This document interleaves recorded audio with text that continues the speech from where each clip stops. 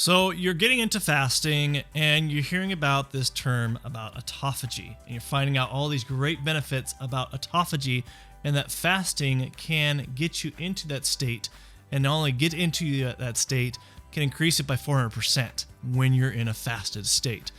But the question that you might have is, well, which fasting style gets you into autophagy? What is the best fasting style for autophagy benefits? Well, I'm going to talk about that right after this intro. How you doing, my faster? Dr. LeGrand here in Nature's Health Clinic.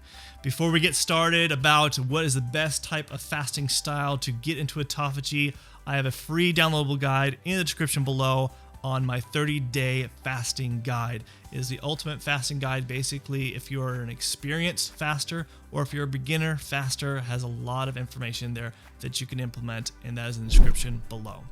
All right, so let's talk about the different fasting styles and whether or not they actually do help with getting you into autophagy. Because autophagy, if you are fresh and new about autophagy, let me just give you a simple summary of about autophagy. So sorry for you guys who already know this stuff, but let me give you just a simple summary for people who are new to this. Basically, autophagy, what that means, that term, it means self-eating. And don't worry, it is about self-eating your entire body. It's actually self-eating a lot of the dying cells that are not necessary in your body. So these could be example of like dying white blood cells, as well as other types of blood cells, as well as different types of things in cells that are just are benign types of cells that aren't necessarily cancerous, but can be cancerous, that are more dying and then are just kind of killing in the body. But when you can reach levels of autophagy, it starts eating away those cells. So for white blood cells, for example, when it eats those away, the body will regenerate and start getting new cells, fresh new cells, to keep our body very vibrant and new. This is actually what we look at as an anti-aging property by actually increasing levels of autophagy. So people look towards fasting because of the person that won the Nobel Prize on basically autophagy and fasting. They found that fasting can increase autophagy levels 400%. So that's why people are starting to use fasting techniques. All right, so enough about that. Let's talk about specifically which type of fasting style. So I'm going to go over each fasting style as much as I can remember, because there's lots of different fasting styles, but most common ones. So let's first talk about the very first fasting style, which is 16-8. So does 16-8, which is basically you're fasting for 16 hours and then eating in an 8-hour window frame. That is the intermittent fasting, very basic way of eating. Does it? Well, let's think about this for a second. 16 hours is really not that long to be fasting, and honestly, in order to reach autophagy levels, you do have to deplete most of your glycogen storage in your liver, in your muscle tissue, to be able to start getting to the process of breaking. It's starting to increase levels of autophagy. And to me, 16 hours is just not enough time. I don't see that this actually can reach levels of autophagy. It's a good way to introduce yourself into fasting, but you definitely need to have longer periods of times of fasting for depleting the glycogen storage in your body to be able to reach levels of autophagy. So 16-8 is a definite no. I would say it doesn't. Unless there's some other new research out there that I am not familiar with. If there is, please leave that in the comment section below, because I'm not familiar with it. So then the second one, as far as what is really popular, is the 24, or also known as the OMAD, 1 meal a day. And this really depends. I still don't think 20 hours is quite enough. But however, if your diet is very strict on, for example, doing like the keto diet, and you are able to deplete your glycogen storage in between. So if you're doing keto diet in between, or at least very low, simple carbs and stuff like that, keeping that out of your diet mostly, so that when you are fasting, there's not much glycogen storage to get rid of. And so in that case, yes, there's a possibility that you can reach levels of autophagy. I've seen some research that it really just takes 20 plus hours to reach autophagy, but it also really depends on what your eating habits are in between. Okay, so that for the OMAD, or the 1 meal a day, depends on how long as well as depends on really what your meals are in between. So the third one is looking at alternate day fasting. Personally, one of my favorites is alternate day fasting, as you guys know if you guys have been following me on this channel. Now, alternate day fasting depends on two things as well: how long you're fasting on those alternate days, as well as what are you eating in between as well. So you can kind of see there's a trend in here. It really does depend on how long, as well as what you're eating in between.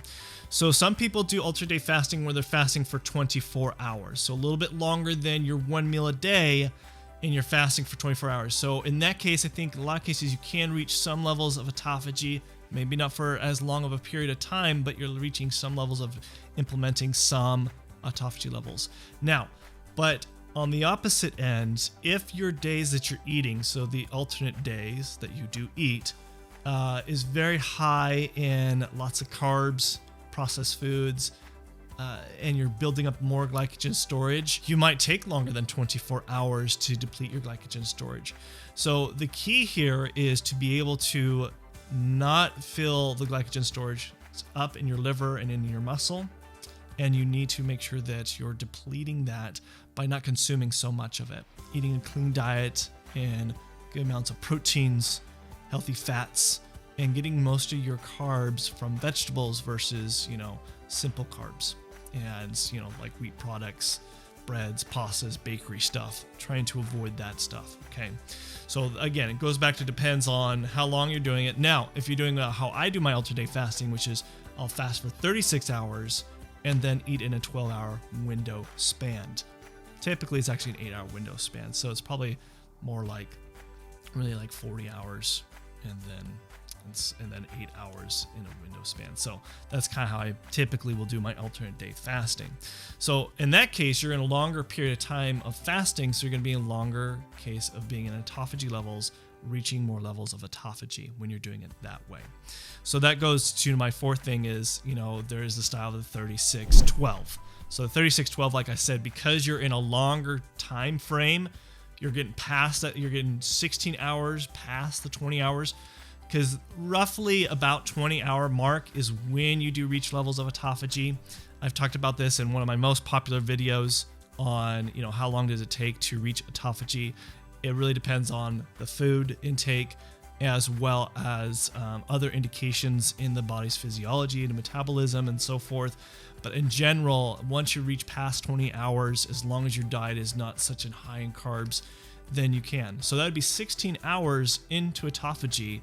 And obviously doing something like 36-12, where you're fasting for 36 hours, then you eat, in a 12-hour window span, those are going to be a great way of reaching autophagy.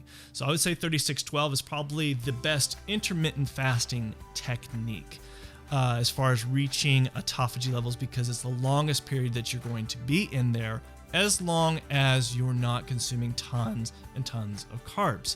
Goes same with OMAD for one meal a day. So you just got to realize 36-12 is going to be the best as long as you are eating it. But if you're, doing 36-12 and you're eating a very high carb diet, and somebody who does the one meal a day and eats a keto diet, they're probably going to reach longer levels of autophagy because they don't have so much glycogen storage to have to always deplete every time. Okay. So the last one, the fifth one that I want to talk about is long-term fasting. So long-term fasting is anywhere from pretty much going from 2 days plus is what I call long-term fasting, is when you're kind of reaching that 48 plus hours of fasting. And when you're in the category, for sure you're in autophagy levels, because by the time you're in that point, no matter what you were eating before, you've definitely depleted a lot of the glycogen storage, and there is no nutrients or proteins, because proteins is what really turns off autophagy. And so that's what we've seen research that, proteins will turn off autophagy levels and turn off the autophagy process. And if you've been fasting for 48 hours, well, there's no nutrients coming in. It's not sensing it. So the autophagy levels will kick in. It will start basically eating away anything else, much of the dying cells, to get any kind of nutrients in the body. And that's where the magic starts really kind of happening, is when you get past that. And like I said, it's about roughly 20 hours. But if you're doing extensive fast, you're going to be in the autophagy state for a longer period of time, up until you break your fast. So hopefully you guys found this beneficial as far as knowing which style does reach levels of autophagy. And if you are wanting to download my free guide, I have a free guide that basically is a 30-day fasting guide for both experts as well as beginners on fasting. It has all that information in the description below that you can download that.